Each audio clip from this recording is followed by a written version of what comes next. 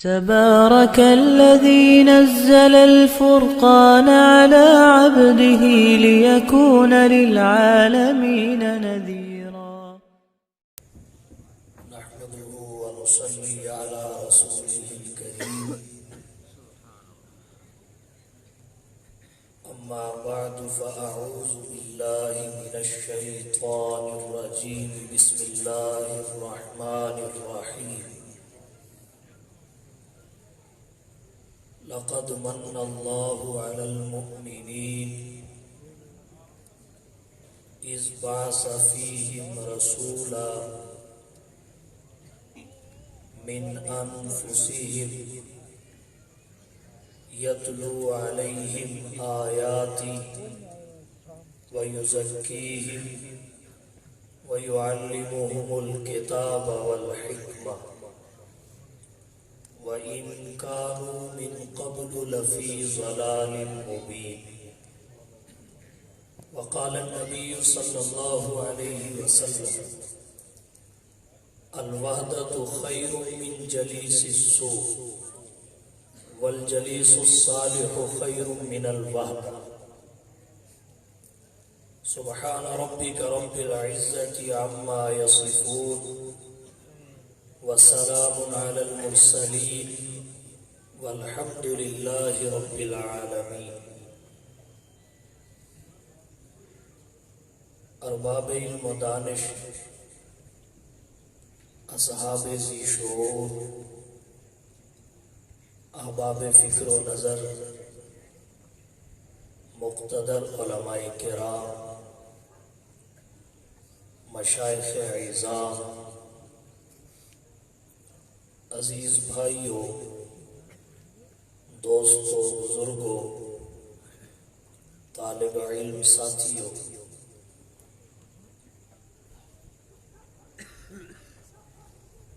سلسلہ نقشبندیہ مجددیہ کا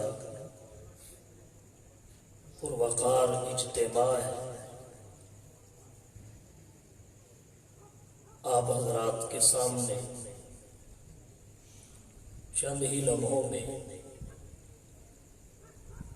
سلسلہ حالیہ کے شیخ آفتاب ولایت حضرت خاکوانی صاحب دامت برکاتہم العالیہ جلوہ فروز ہوں گے. ان سے پہلے مختصر وقت میں اپنی معروضات آپ کی توجہ کی نظر کروں گا. قرآن کریم کی جس آیت کریمہ کو میں نے آپ کے سامنے تلاوت کیا ہے،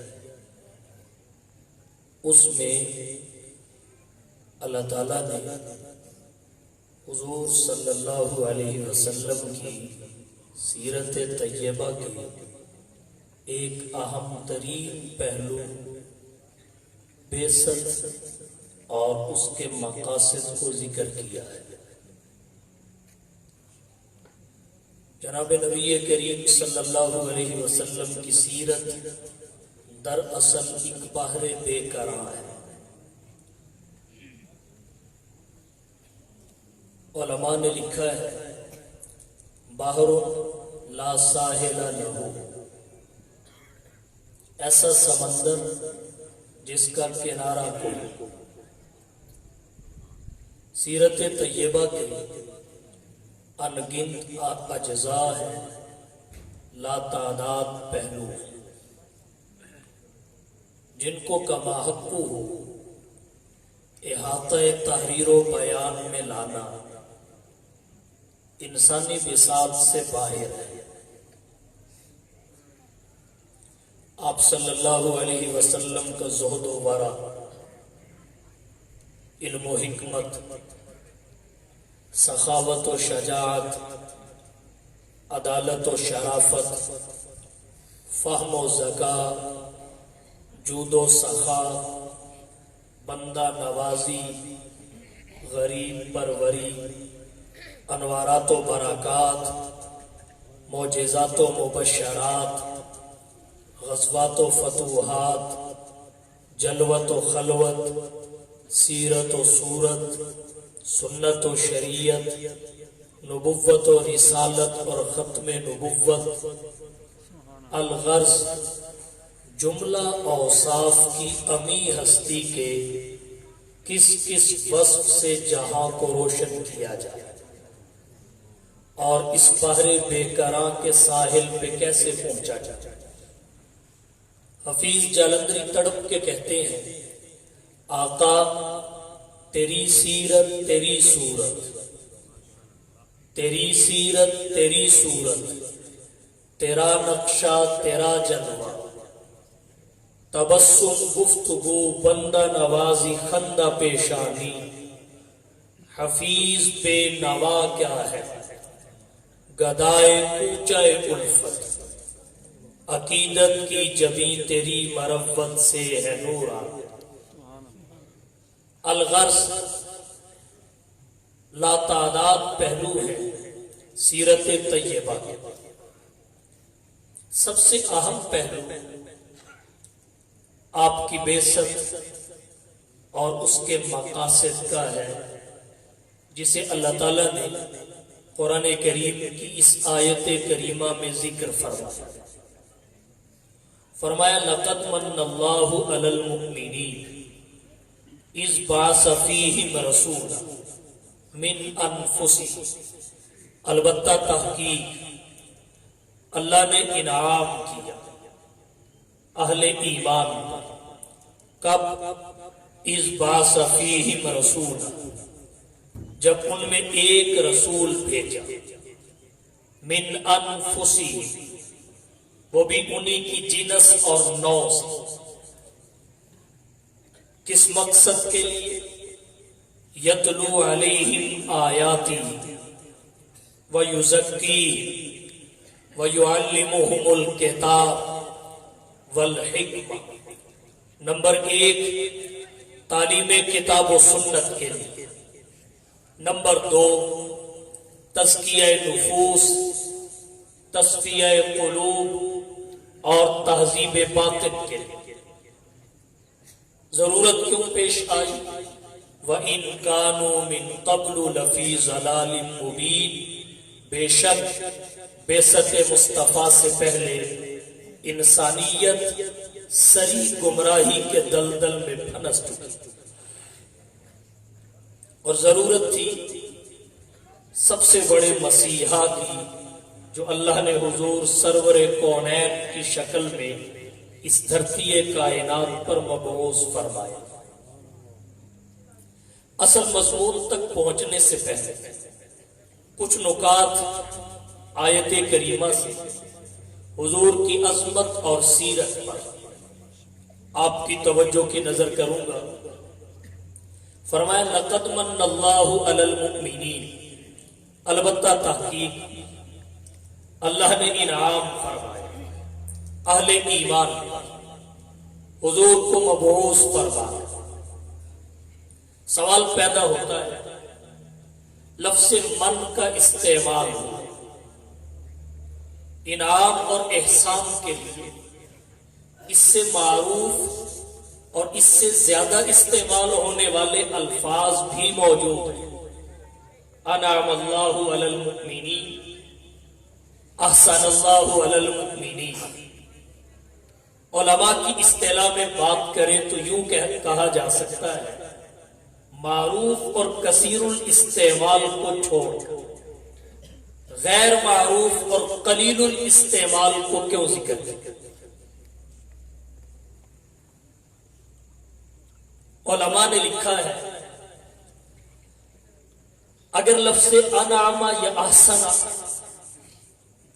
تو نعمت کا اظہار اس میں بھی ہے، مگر جو بات لفظ من میں ہے وہ ان میں ہے۔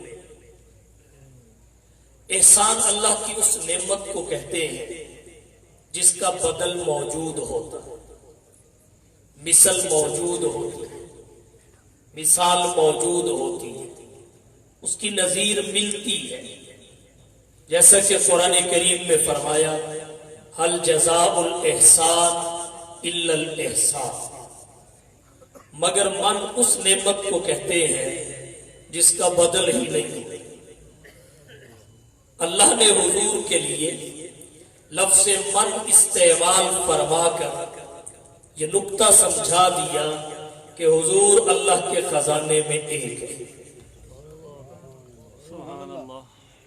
आप अल्लाह के खजाने में एक हैं। या साहिबल जमाल व या सय्यिदल बशर, या साहिबल जमाल व या सय्यिदल बशर, मिन वजहिकल मुनीर लक़द नुव्विरल क़मर, ला युमकिनु सनाउ कमा काना हक़्क़ुहु, बादज़ खुदा बुज़ुर्ग तोई क़िस्सा मुख्तसर। या साहिबल जमाल व या सय्यिदल बशर, ए हुस्नो जमाल के पैकर, इंसानियत के सरदार और रहबर, मिन वजहिकल मुनीर, आपके नूरानी चेहरा से, लक़द नुव्विरल क़मर, चांद को रौनकें बख्शी गई, लक़द नुव्विरल क़मर, चांद को तबानियां अता की गई, ला युमकिनु सनाउ कमा काना हक़्क़ुहु, आपकी तारीफ़ो सना का हक अदा करना मुमकिन ही नहीं, किसी के बस में नहीं, दस्तरस में नहीं। बादज़ खुदा बुज़ुर्ग तोई क़िस्सा मुख्तसर, रब के बाद सबसे बुलंद व बरतर बस आपका मर्तबा है। सब बातों की एक बात यही है, वो रब है, आप शाहे अरब हैं, वो खुदा है, आप मुस्तफा है, उसकी रबूबियत है, आपकी नबुव्वत है, उसकी उलूहियत है, आपकी खत्म नबुव्वत है, उसकी खुदाई है, आपकी मुस्तफाई है, उसकी रबूबियत के लिए कायनात इकाई है, आपकी नबुव्वत के लिए कायनात इकाई है। उसकी रबूबियत की हद नहीं, आपकी नबुव्वत की हद नहीं। और रब्बुल आलमीन है, आप रहमतुल लिल आलमीन। लक़द मन्नल्लाहु अलल मुमिनीन, अलबत्ता तहकीक बेबदल इनाम फरमाया अल्लाह ने।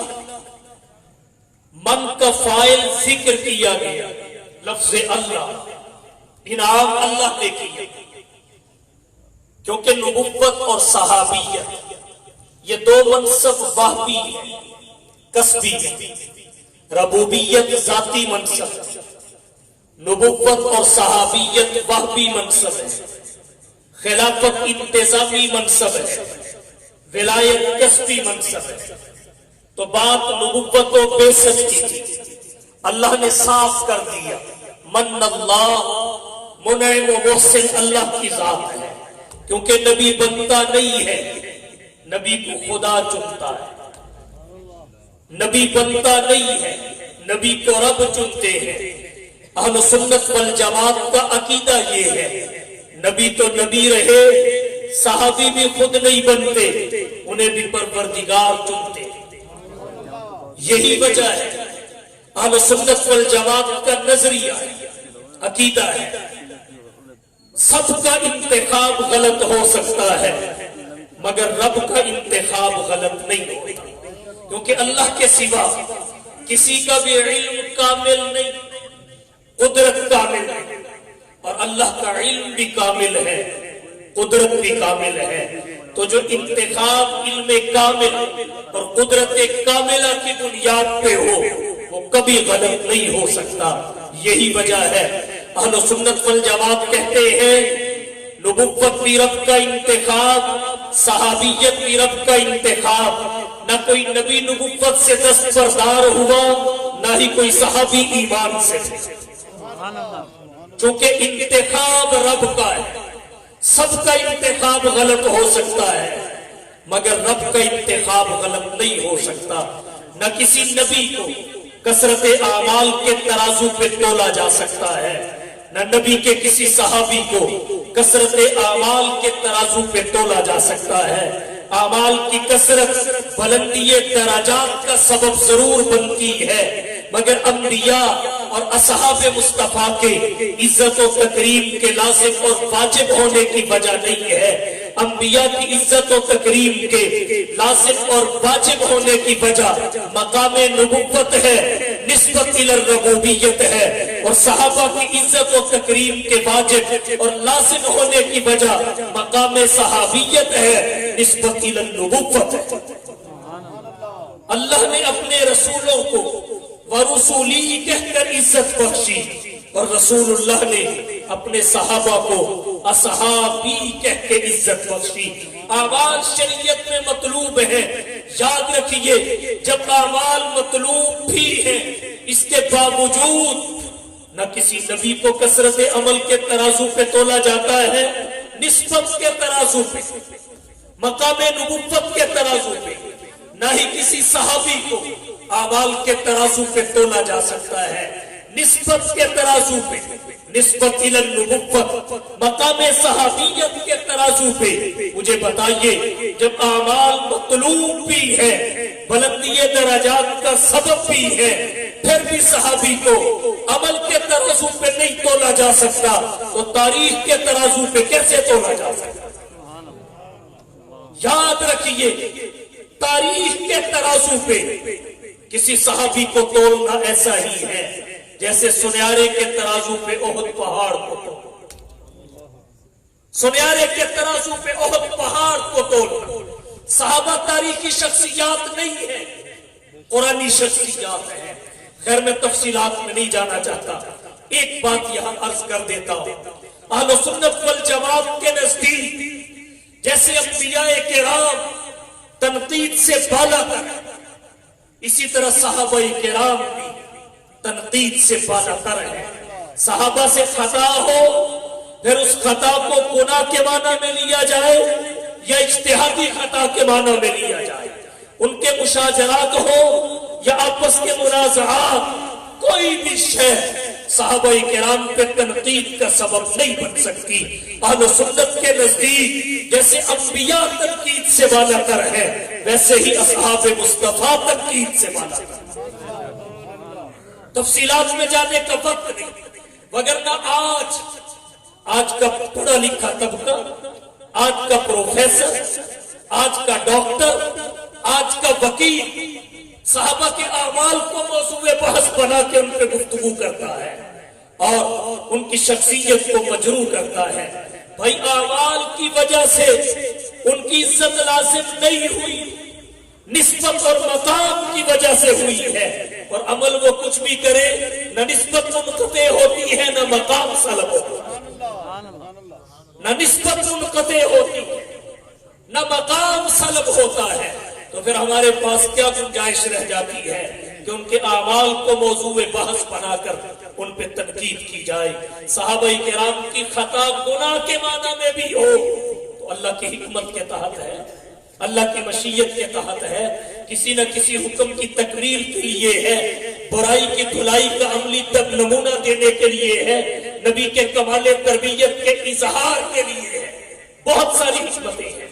اور اگر خطا کو اجتہادی خطا کے معنی میں لیا جائے تو بخاری کی روایت کے مطابق صحابہ کرام معذور ہوں گے، ماخوذ نہیں، کیونکہ اذا حکم الحاکم فاجتہد فاصاب فلہ اجران وَإِذَا حَكَمَ فَاجْتَهَدَ ثُمَّ أَفْتَى فَلَهُ أَجْرٌ۔ اور رہے ان کے مشاجرات، امام سیوطی رحمہ اللہ نے الجامع الصغیر میں روایت ذکر کی، حضور صلی اللہ علیہ وسلم نے فرمایا اختلاف امتی رحمت، میری امت کے سالے مجتہدین کا فی زمان واحد فروعی مسائل میں آپس میں اختلاف رحمت ہے، اس سے امت کے لیے سہولتیں پیدا ہوتی ہیں۔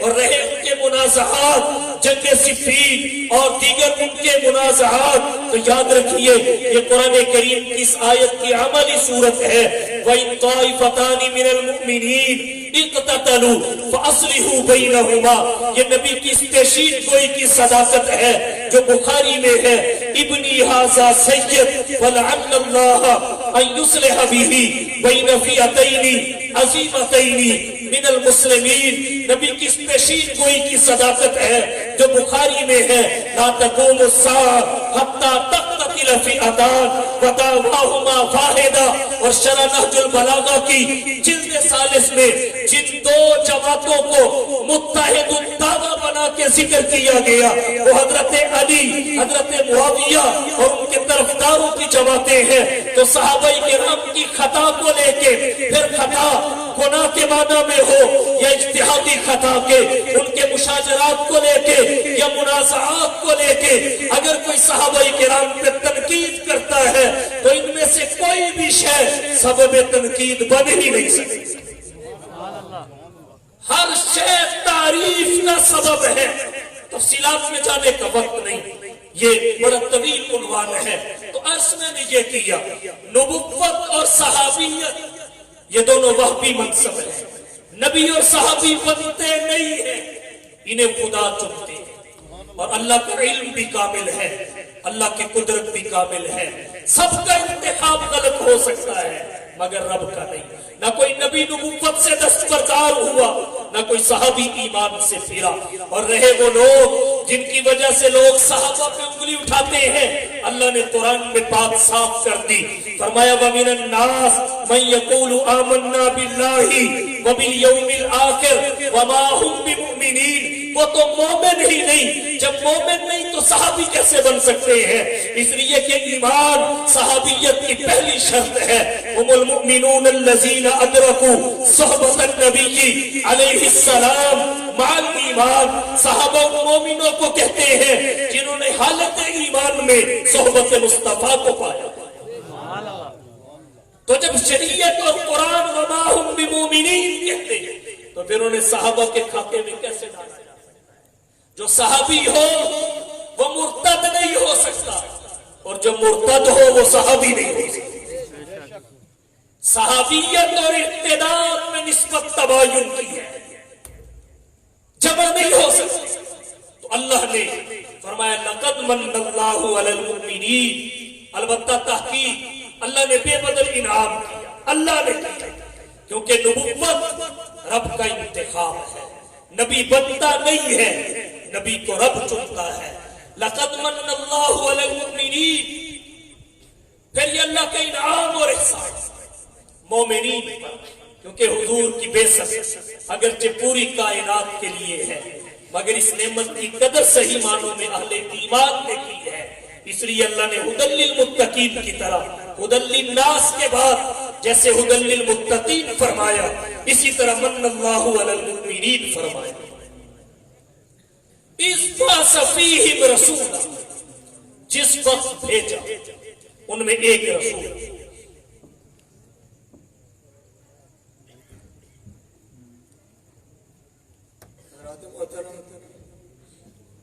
تشریف لائے ہیں ہماری آج کی اس محفل کی صدارت کے لیے جانشین مرشد عالم محبوب العلماء والصلحاء پیر طریقت راہبر شریعت حضرت مولانا صاحبزادہ پیر عبدالرحیم نقشبندی صاحب دامت برکاتہم العالیہ۔ آج کی اس روحانی تربیتی نقشبندی اجتماع کی صدارت بھی حضرت ہی فرما رہے ہیں۔ آپ کے ساتھ تشریف لائے ہیں حضرت مولانا صاحبزادہ محمود الحسن نقشبندی صاحب اور ہمارے وفاق المدارس العربیہ ضلع چکوال کے۔ تبارك الذي نزل الفرقان على عبده ليكون للعالمين